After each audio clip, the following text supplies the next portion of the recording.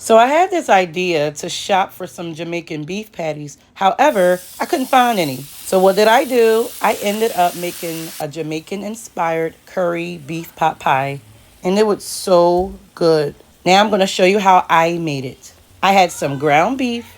I used what I had at home, so I didn't use a lot of the herbs. And I don't really use Scotch bonnet, but I'm going to try it one day. I used pink Himalayan salt, ground black pepper, onion powder, garlic powder, and curry powder. Don't forget your paprika and your coconut milk.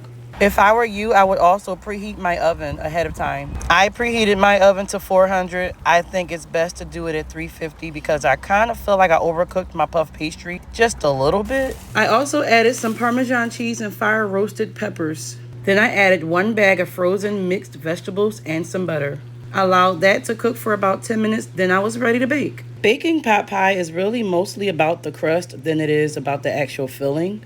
I'm not really sure how the Jamaicans would have made this pot pie, but I hope I made them proud, considering that I didn't use many of their herbs and spices. All right, guys, I love y'all. Peace out.